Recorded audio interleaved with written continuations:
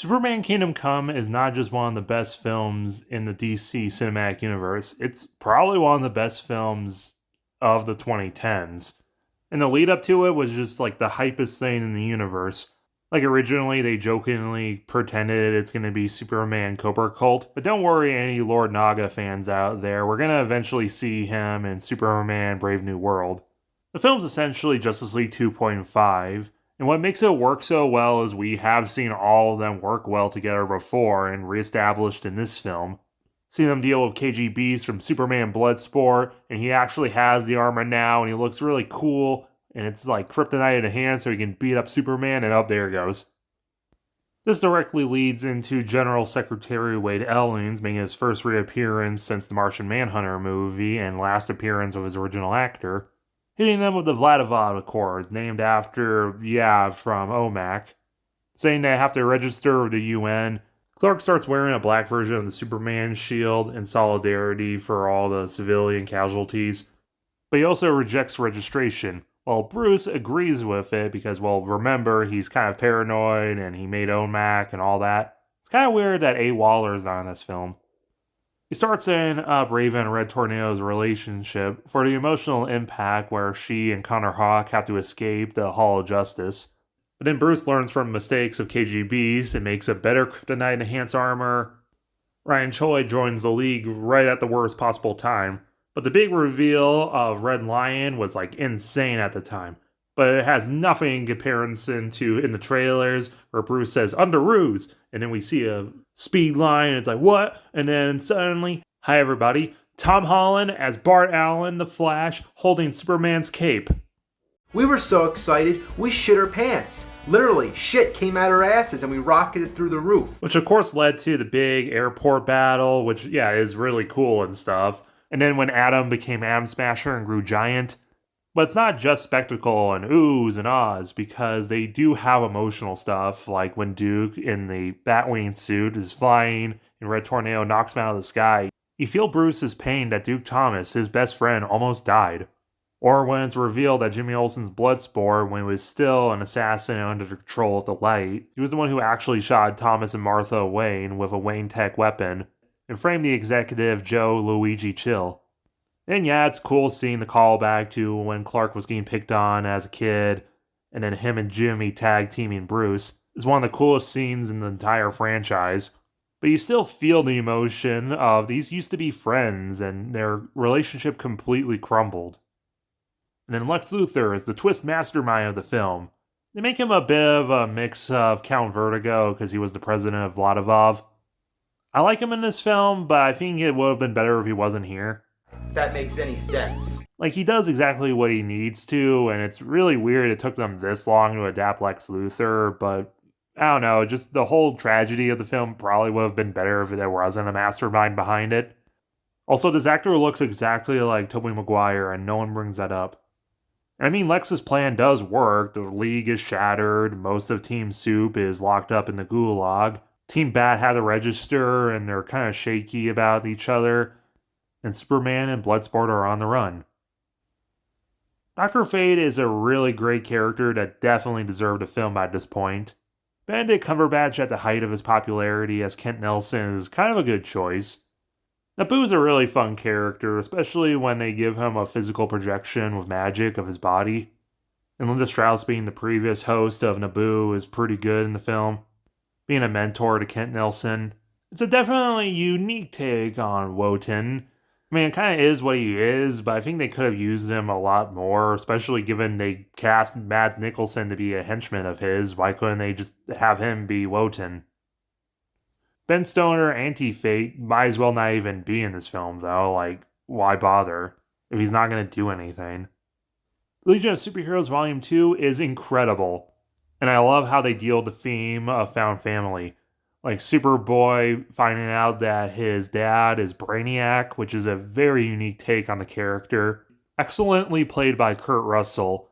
He's a Kryptonian robot sent out into the universe to protect and collect dying species, which is why Mon-El was created. But it also turns out there's a pure-blood Kryptonian on Earth, and Earth might also be slowly getting on that list of needs protection, and he's not the greatest protector. Chameleon is adorable in this film. And they don't really explore it, but yeah, it's definitely implied that she's Mon-El's half-sister. And of course, everyone in Legion's a found family, especially Timberwolf and Proddy. And Baby Proddy was a big marketable meme at the time. And Saturn Girl has to deal with Grail and the fact that they're both the daughters of Darkseid, and Grail's really coming into her own as a character. And Lightning being Mon-El's adopted father. The line, "he may have been your father, but he wasn't your daddy," hits so hard. He gets a lot of time to shine in this film, like using a single lightning bolt to take out the Legion after it was taken over by Arm Fall Off Boy, sacrificing himself to protect Mon-El, and teaching Karate Kid how to do the lightning tricks so he becomes the new Lightning, ironically looking a little more like he originally did in the comics. Sylvester Stallone makes a cameo. Also, it's really funny and the soundtrack kicks ass. Great film.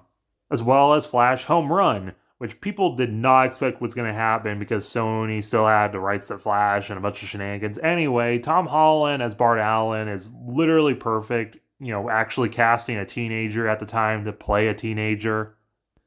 Grandma Iris West was dramatically aged down, which I don't entirely mind. Honestly, I think it makes a little more sense. I didn't know who Zendaya was before this film, but her take on Valerie Perez is very unique, and I enjoyed her in the role. Cisco's more of a Barry Allen character, but a lot of adaptations just kind of merge all the Flashes, and I do think he works for the film. A lot of people didn't like Bart becoming basically a Robin in all but name because movies are scared of adapting Robin for Bruce. But I like it because it's just different. Especially what happened to Duke Thomas. Of course, Bruce is a little paranoid about what's going to happen to Bart. Also, his suit in this is directly inspired by the Absolute Batman suit, which is one of my absolute favorites.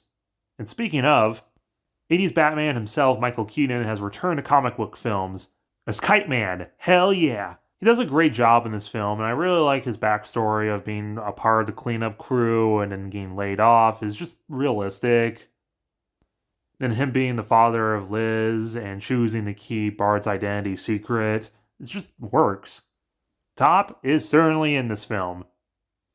Daniel Glover makes a brief cameo, which is fun because he was very close to playing the Flash in the Scarlet Speedster films before Garfield, and he did directly inspire the creation of Ace West from the comics, who Glover in this film sort of kind of implies exist in the universe, but they never really go back to this. Just like the end reveal of the Savitar. I love Bart's homemade Flash suit. It just looks perfect for something homemade.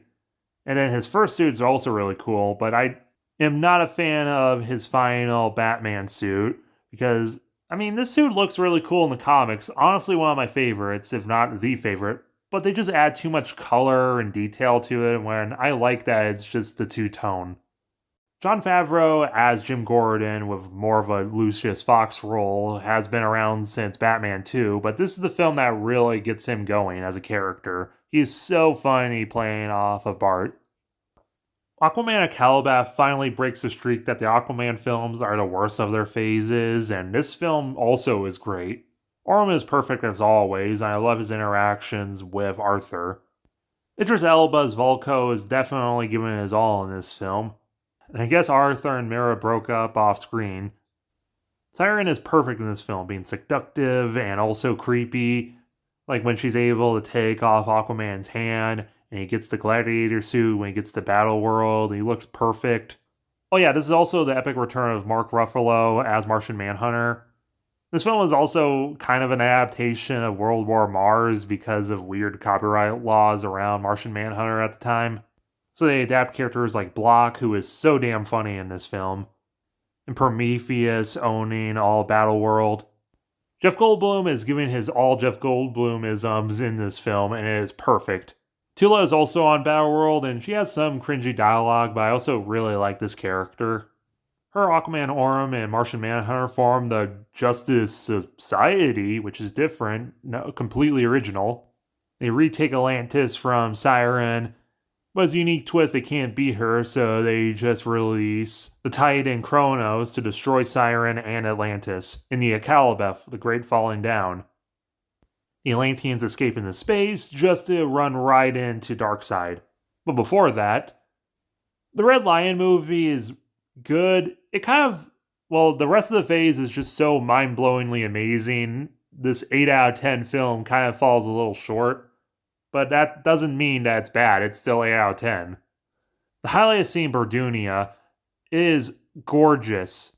From the Afrofuturism to just the fact that all the different tribes are unique and different from each other with unique dresses and culture, I love it to bits. When a lot of the time in Western media, Africa is seen as just a monoculture and very primitive, it's great to see the level of detail they went for this film. The late great Chadwick Boseman is kind of perfect for the role of Red Lion. I don't entirely agree with DC retiring the character of Matthew Bland after him, but it does show that they do respect and care about this character. It's a fun twist that his sister is Vixen, setting her up for her own film. And then the main villain, Aku Kawisi, anti-colonial message and wanting a better world, even if he wants to burn it down and start again, does resonate, and he is killed off at the end, but even the film realizes he is kind of right. So when Matthew gets his powers back as president, he wants to reestablish relations with the world instead of being isolationist because of him. Andy Serkis as Weapon Master is fine in the film, but let me know all your opinions down below, as well as hitting that like button and subscribing.